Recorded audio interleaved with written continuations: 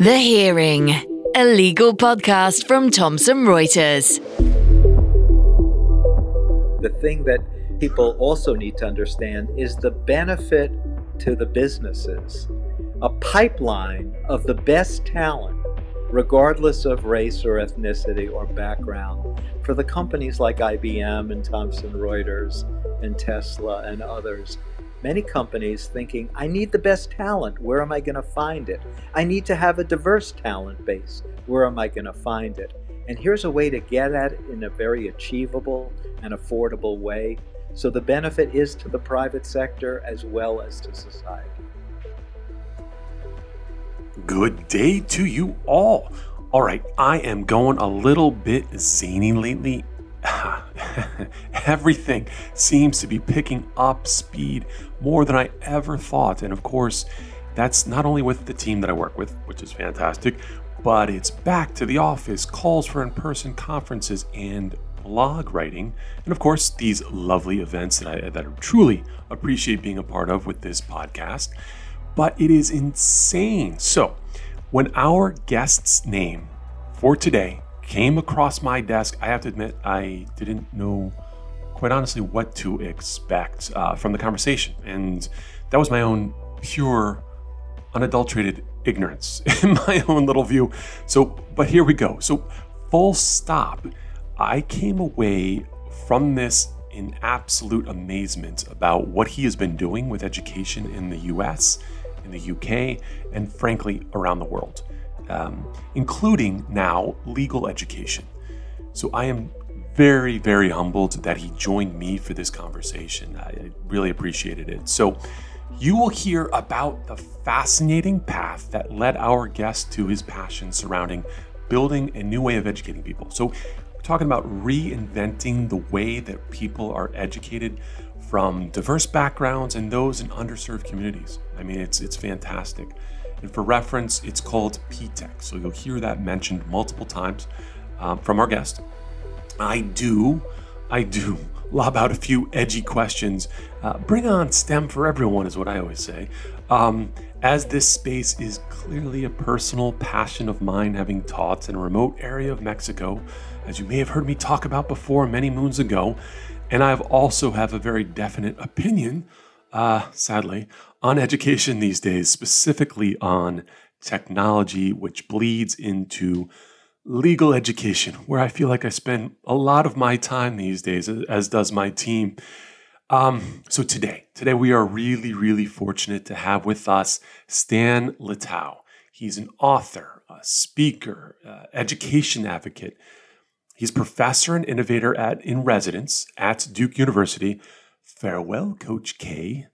Adjunct professor at Columbia University, with whom I have a connection with their startup incubator.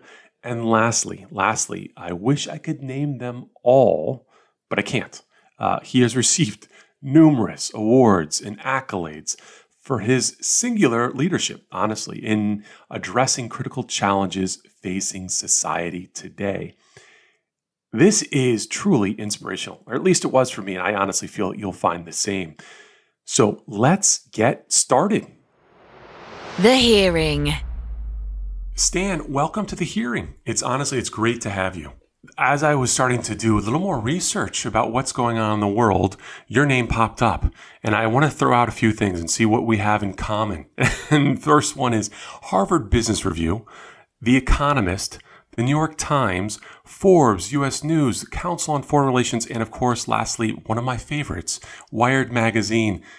These are all publications that you've been either quoted in or have substantial sway with, which is great to see. That's amazing stuff. How did it feel to be a part of the Council on Foreign Relations? Well, it feels great because, what I've been interested in for my entire professional career is making a difference and trying to do things that make an impact on society. And in the work that we do, whether it's in the public sector, the private sector, the not-for-profit sector, in higher education, that work is maximized and has the greatest impact if the largest number of people know about it. So I really like the opportunity to write opinion pieces and commentary and do the kinds of things that will attract interest from major media and social media. So it feels great to be able to get that the word out, and then to get the result of getting the word out, which is convincing people that they need to do things that stand behind turning the word into reality. No, absolutely, no question. And just to level set for people, because maybe some people aren't as familiar with the Council on Foreign Relations, but it is sort of the quintessential think tank that's in DC, but of course also in New York. And it was founded, if I remember correctly, it was founded by David Rockefeller and Herbert Hoover. Yes. Way back when, and maybe even 100 years ago at this stage. But they have, and I've been fortunate enough to be a part of the biweekly seminars that they have, which, and this sort of brings it all around. They used to have them, of course, in person, and I think they're hopefully going to go back to in person either end of this year or beginning of next year in DC and in New York City. With people that either run government agencies around the world. I mean, we're talking about top people. We're talking about the people that run the biggest businesses, things that even touch on cybersecurity and global commerce, and then trying to solve for inequality around the world, as well as, of course, where you kind of come into this, I believe, around education. Does that sound about right? Yeah, that sounds about right. Yeah, so it's an amazing thing to be a part of. All right, so I am very curious to hear more about your background and what led you in this direction towards P-TECH, which we'll talk about in a little bit. We'll define it. We'll get into that whole thing. But where did you start with all of this way back when? Well, I began my career working, while I was still in college, working for the mayor of New York City. And I got a real opportunity to see, from the standpoint of a very large city, what are the critical and most important issues that affect all levels of service delivery within a city and within government. And obviously the work that I did was directly connected to education. At that point I ran the largest public service internship program in the United States, which spread across the country, called the Urban Corps. I did that for a few years, and then when the mayor went out of office, I was thinking about the best way to have an impact, and I decided that I would form my own think tank. I set up a new not-for-profit organization called Interface, and another one called the Educational Priorities Panel, and had an opportunity to do policy work in areas like education, but also connect with advocacy organizations and community-based organizations to advocate and try to make sure that the work that was done through academic scholarship resulted in actual return that made a difference for people in their daily lives. Shortly thereafter, about 10 years into that, I was asked to become the Deputy Chancellor of Schools for the City of New York, the largest school system in the United States. And I had an opportunity to create some new models for new schools across New York City that spread to other cities around the United States.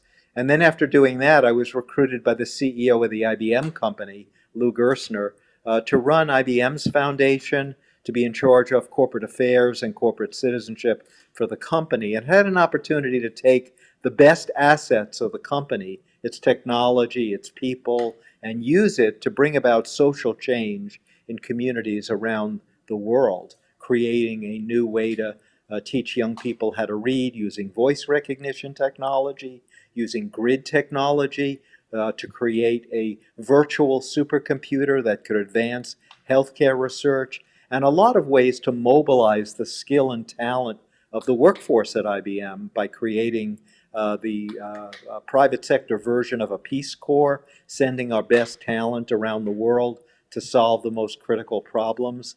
And then at the end of about a 25-year career at IBM, I recall my biggest accomplishment was creating a new model for education called P-TECH. And as most people know, high school is one structure, college is another, and sadly, far too few young people who complete their high school have an opportunity to go to college and complete college. And I came up with the idea of having a grade 9 through 14 school which would have an integrated pathway for students from school to college to career. It was embraced by political leaders around the United States and around the world. President Obama featured it in his State of the Union address and said it was something that should be provided for all students. And it grew with more schools, and over the last 10 years, it has gone from one school in a small neighborhood in New York City to 266 schools across 28 countries, serving about 150,000 students. And now the book that I've written, Breaking Barriers, tells the story of this innovation and hopefully will lead to further expansion. That is amazing. Holy smokes. From the very beginning all the way through to what you're doing now. It's almost like it throws me off a little bit. So I'm trying to wrap my head around it. There's so many things happening there, and I have tons of questions for you. Let's dive into P-TECH in just a bit, but I'm kind of curious about the essence of the idea of that sort of blending between high school and college, or whatever you want to call that. Because everywhere around the world we call it something slightly different. Mm-hmm. But the essence of that, are we talking about someone that's learning skills, but they're also being integrated into sort of the work life, so that maybe they have an internship of sorts? Does that make sense? Yes, that's exactly right. I think what we're learning is that the new jobs that are being created that require education and skills are jobs that also meld an academic preparation with workplace skills, problem solving, writing skills, presentation skills. All of these things are sadly not necessarily stressed in a traditional education setting. So this model took the workplace skills that were valued in the most competitive opportunities for young people and embedded them in how the curriculum is taught, so that a student didn't just learn math skills or science skills or language skills, but they learn them in the context of how you solve a problem and how you work effectively, and did that in an integrated way.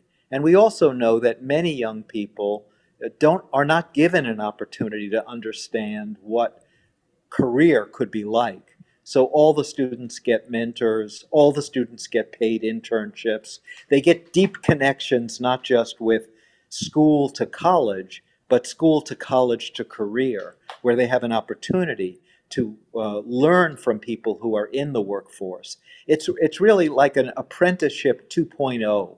In the current environment, the real opportunities in the most competitive areas are going to require real workplace skills, plus the credential, plus the degree, and this offers it to all students. And one thing that's really important is it really offers it to all students regardless of their race or income level. It's a total open enrollment program. So it doesn't handpick the best students and provide them with a career opportunity. It provides it to all students regardless of their academic preparation. And what it does in the reality, and 10 years later, its college success and college completion rates are 400% higher than the national average in the United States.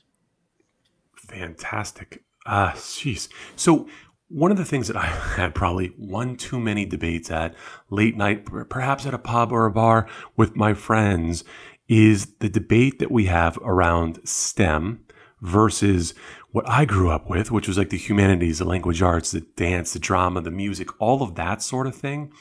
And I go back and forth, depending on the day, the night, whatever the case is, about the importance. I clearly am more in the STEM world these days because my whole forte is around technology and moving in that direction. But does the humanities, does the language arts, does that still have a place in today's world or not so much? I think it still has a place in today's world, and I don't think it's about either or. I think it's a way of combining those things in an effective way. You know, I recall taking the president of Johns Hopkins University into a math class at one of the first P-TECH schools, and the students were learning their algebra skills in the context of creating a business plan. So they had to learn how to write it. They had to learn how to present it. They need to learn what was the most effective way to make presentations. And they did it, and they used their math skills, but they used it in the context of language skills, writing skills, etc. And I remember going out into the hallway afterwards with the president of the university, and he said, "I've never seen a math class like that. That was amazing."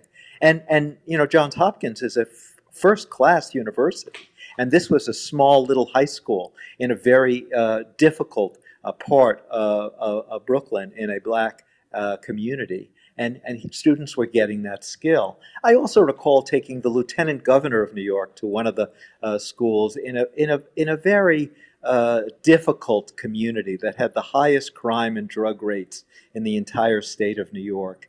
And we had a group, after visiting classrooms, had an opportunity to talk to some of the ninth grade students and this 13-year-old girl. And the lieutenant governor said, "Tell me one thing you learned how to do." And the girl said, "I learned how to do an elevator pitch." And the lieutenant governor said, "What's an elevator pitch?" And the girl said, "Well, you have to research an issue, but then you have to learn how to convince someone in 3 to 5 minutes to go along with your point of view." And that's what I've learned how to do. And it's helped me figure out exactly how to translate my learning in any class into an opportunity to persuade people. And this was a 13-year-old from a very distressed community. So I think the courses and the classes are important in every academic area, but they're also important to stress the skills to be able to take that knowledge and convert it into the ability to convince others, solve a problem, etc. And those are really, some people call them soft skills. I like to call them essential skills, because there's nothing soft about that. No question. No, I think you're absolutely right about that. And I think you may have solved my my late night debates with people. But it's always been a difficult one for me. So I'm kind of curious, because to me, maybe it relates in some small way to what you're doing with P-TECH. But what are your thoughts on things like Khan Academy or Coursera? Is it Coursera or something like that? Is it? Coursera. Yeah, thank you. Yeah, I think we have a great opportunity to use our technology in innovative ways to bring them into the classroom, and I think that that all of those efforts on the cutting edge, the ones that you talked about, are critically important. But they also need to be available not just for some students, but for all students. And I think one of the things that I like about the P-TECH model is that there's no admission screen to get in. So any student has this opportunity, regardless of their preparation. So for example, there was one young man I wrote about in the book Breaking Barriers, Oscar Tandila. Oscar was an immigrant kid, and in the 8th grade he was about 3 years behind in reading and math. And he wouldn't have been selected for some of the best opportunities that you talked about. But Oscar got into P-TECH because it was open enrollment, and he completely took off and completed the 6-year program in 3.5 years, got a full scholarship to Cornell, and 3 weeks ago graduated with his bachelor's degree. And what Oscar wants to do with his life is he wants to be an education reformer. And absent that opportunity, some of the best opportunities wouldn't have been available to him because he didn't test in or he didn't have the right preparation. But P-TECH really got beyond that by saying that every student can achieve if given the right opportunity and given the right supports. And the supports don't only include a technology class or course or the best access to the materials, but a mentor, structured workplace visits, the kinds of support systems that really work. And they don't cost a nickel more than the per capita spending on any other education program. So as it's expanded across the United States, 12 states, and expanded across the world into 27 other countries, we've seen that this is a way of leveling the playing field and providing this opportunity for all students. And the link to career is particularly important because, education is an opportunity to prepare someone with the right skills, but then when they complete their college, they have an opportunity, an entree into the workforce. Thomson Reuters is one of the partners with the P-TECH schools in Texas, and they had 28 students doing internships virtually this last semester, and they wound up hiring 23 of the 28 students who got their high school degree and their college degree in the same month, and now had a pathway with that success into career. I did not know that. That's fantastic. So when we start thinking about some of the other professions outside of maybe the technology, what about the legal world? What does that look like from your vantage point with this P-TECH system set up? Well, there are P-TECH students who complete the grade 9 through 14 program with an associate's degree in computer science or electromechanical engineering. And interestingly, then many of them go on and get their bachelor's degrees in totally different fields, and some of them going on to law school. And they're a population of low income, large numbers of young people of color, and they're going to law school or going to medical school, or they're seeking careers in a variety of other areas. There's a thought that some people have that if you prepare somebody with one academic background, like computer science or electromechanical engineering or something like that, that means that that's going to be it for them in their life. But reality is that it's a credential on the way to anything else. It's putting the student in the driver's seat.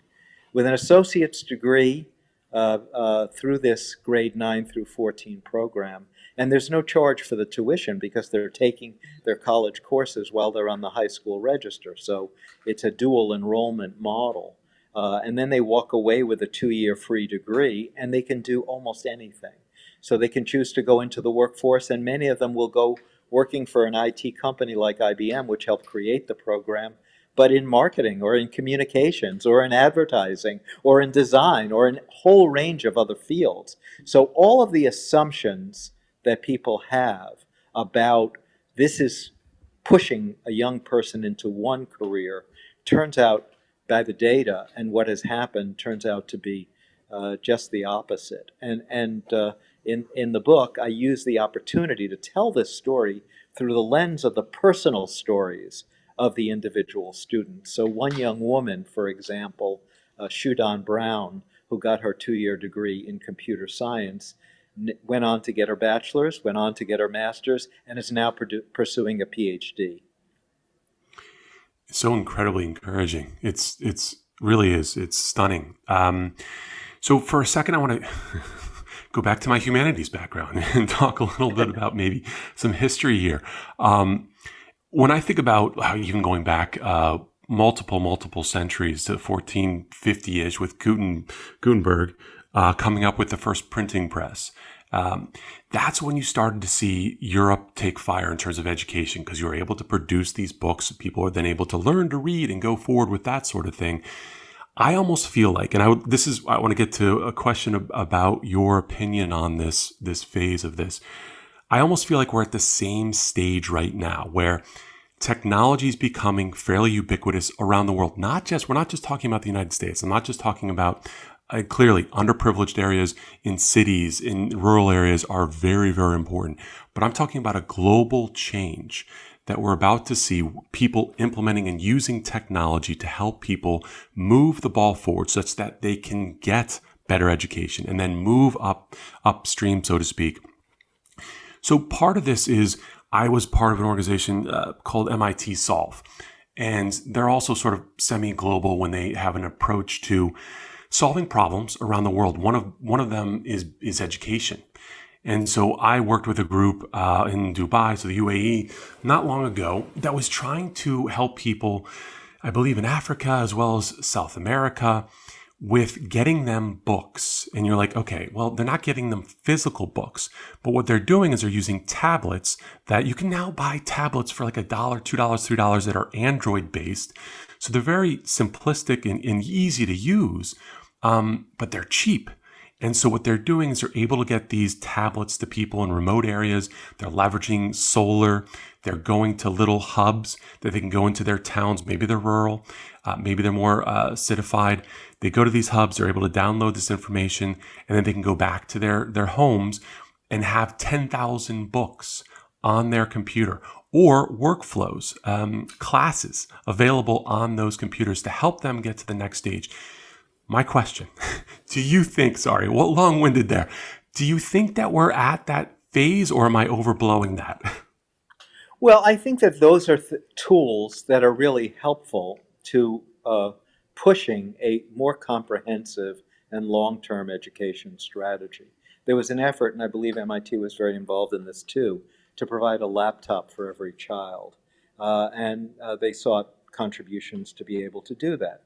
And the reality is, several years into it, doing the evaluation, it determined that it didn't really move it very much in terms of long-term educational gains and achievement opportunities, because having a laptop, which was an important tool, wasn't the total solution.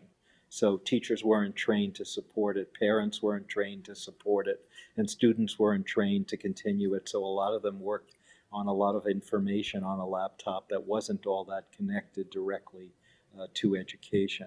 So I think technology is a vital and important tool, but a comprehensive education solution starts with the fact that we've got a crisis. And the crisis is that the jobs that are being created require a higher level of education, a higher level of skill, and we need a comprehensive solution available to all. And in every one of the countries that has indicated interest and has started and launched these P-TECH schools, whether they're in Africa or Asia or Latin America or Europe, there are populations that have been left out. They're low-income populations. If you look at the rates of people coming into the competitive workforce who are low-income and people of color, it's very, very low. And it's because they don't have the support and the skill. And some of the short-term technology solutions, while vital if they were integrated into a larger solution, are not enough in and of themselves. And that's why I think that the kind of comprehensive solution that I've been talking about is so incredibly important when you look at the data and you look at the results.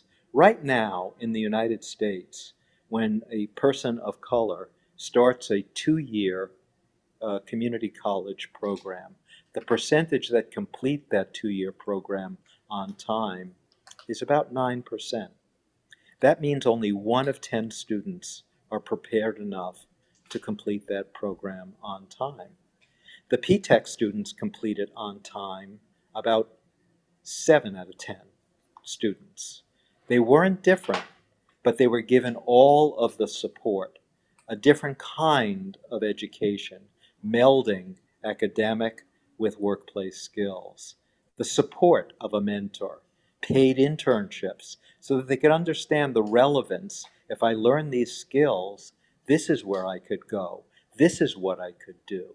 And then when you look at the results of not just some students, in the city of Dallas, Texas, where I said Thomson Reuters has been involved as a collaborator and partner with this program, they have 18 of these P-TECH schools with 9,000 students enrolled. This month, 1,000 of them graduated not just with a high school diploma, but with a high school diploma and a college degree. That's really incredible data.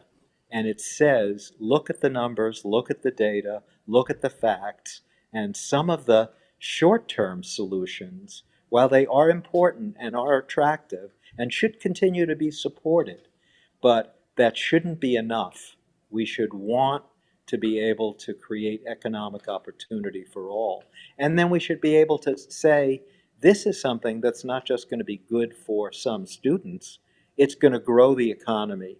And especially in a pandemic where we're getting out of it and finding out how we can go back to a normal life, this kind of a program is going to produce graduates that can fuel economic opportunity and growth for all. When we look in the United States right now, if somebody goes into the workforce with only a high school diploma compared to those who go in with a post-secondary degree, over their lifetime, the earnings is 84% more with a post-secondary degree. Think about the tax revenue of that for the entire economy. So this is something that we need to do. In a country like the United States, it wasn't until the end of the Second World War that high school was made mandatory. Before that, it was an 8th grade education that was mandatory, and people went into the workforce with limited education skills, but were able to have a middle-class job and a middle-class life. And those days are ending. And now this opportunity about higher level of skill and a real pathway from school to college to career is something that needs to be thought of as our solution now, like making high school mandatory back then. We can innovate, we can create, and we can provide new opportunity that's going to be a benefit for all. Again, so many questions. It sounds like P-TECH clearly is working well. How do we scale this? I mean, it seems like it's clearly a perfect model, or it seems like nearly a perfect model. What do we do to scale that? Well, I think the change strategy outlined in the book is both top-down and bottom-up. The top-down is get the influencers in business, government, and broader society behind it. And how do you do that? When President Obama featured it in his State of the Union, it made a big difference. When he visited the school, it made a big difference. When the Prime Minister of Australia came to the United States to meet with the President and then decided he would visit a P-TECH school and spread it across Australia, that made a difference.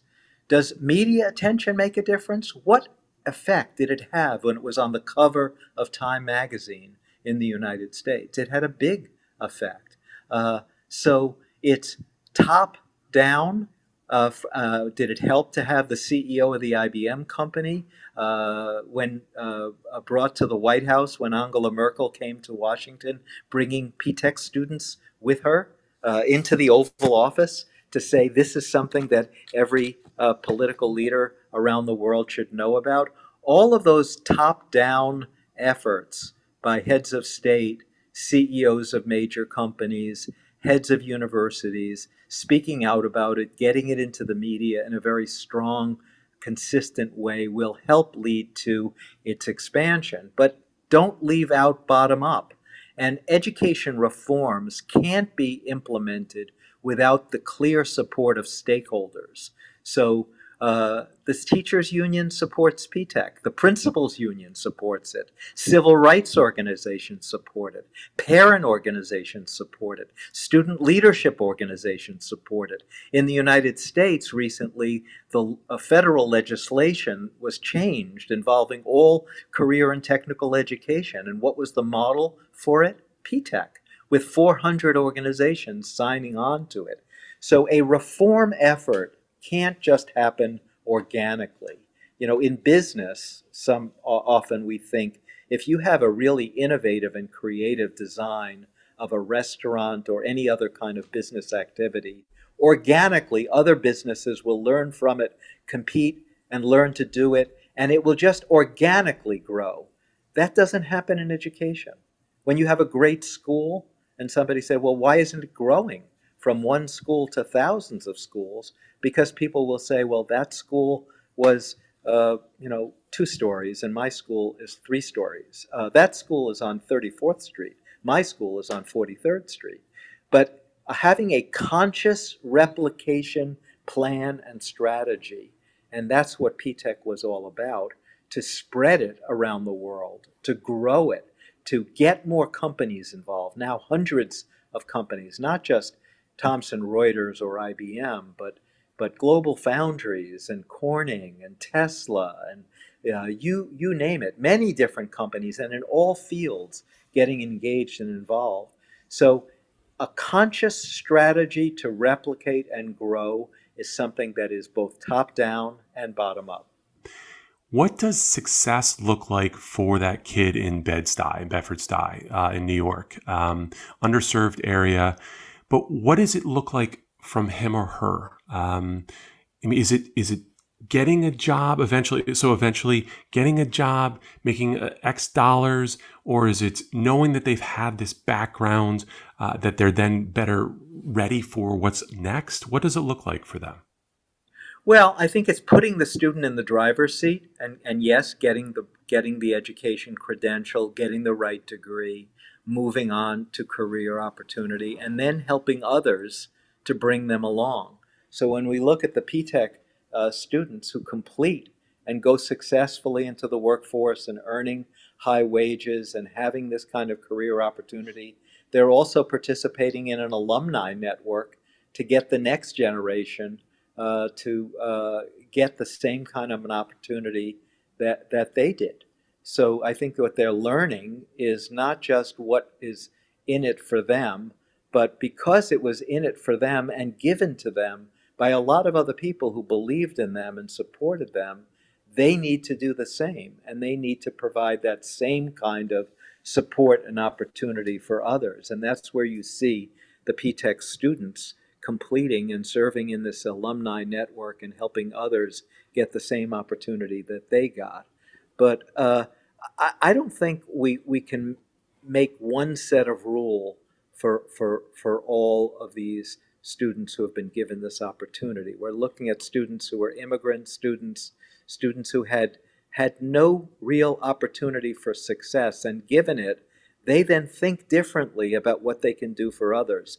There was a story in the local newspaper in Longmont, Colorado, about the one student in the P-TECH school. He had come to Longmont at age 9, not speaking any English. Jose was 9 years old, in a difficult circumstance, not doing that well. Well, just this month, Jose graduated with his 2-year degree and now has a full scholarship to Harvard. Now, nobody expected that. He didn't expect it. And if other people were looking at 9-year-olds who don't speak the language and said, well, let's think about other things because they're not going to succeed educationally. Well, read about Jose. Read about Jose's story. That's going to blow apart. There was no barrier to Jose's achievement that we couldn't meet, and he got it. And now new schools, new P-TECH schools are opening in Longmont, Colorado, and the superintendent, Don Haddad, wants the same opportunity that Jose had for all students. Stan, this has been amazing, truly uplifting. It's such a sharp approach to education and helping people in underserved areas, clearly around the world, in our cities in the United States, but beyond. And it just, you think, I mean, I'm not going to try to simplify it, but it sounds so logical. It just makes so much sense. I would love to see more and more groups leveraging this and taking advantage of it all around the world. Well, thank you so much for joining today. We really, really appreciate it. Well, thank you. And I also think that one last thing, if I could, the thing that people also need to understand is the benefit to the businesses. A pipeline of the best talent, regardless of race or ethnicity or background, a pipeline of the best talent for the companies like IBM and Thomson Reuters and Tesla and others. Just think about that too. Many companies thinking, I need the best talent. Where am I going to find it? I need to have a diverse talent base. Where am I going to find it? And here's a way to get at it in a very achievable and affordable way. So the benefit is to the private sector as well as to society. I couldn't have said it better. That's perfect. So thank you so much. Thank you so much, Joe. I really appreciate it. The Hearing. Thank you for listening. I hope you've enjoyed this episode of The Hearing as much as I've enjoyed hosting it today. Please join me for our exciting upcoming episodes where amazing people and their remarkable stories meet the cross-section of the law and technology. If you would like, please give us a rating. Feel free to review us and subscribe to the podcast. That way you'll be notified of new episodes as they come out. Also, if you would like to connect with me on Twitter, it's @JoeRaz. That's JOERAZZ. Thank you, and we'll see you next time. The Hearing, a legal podcast from Thomson Reuters. To find out more, go to tr.com/The Hearing or subscribe via iTunes, Spotify, or wherever you get your podcasts.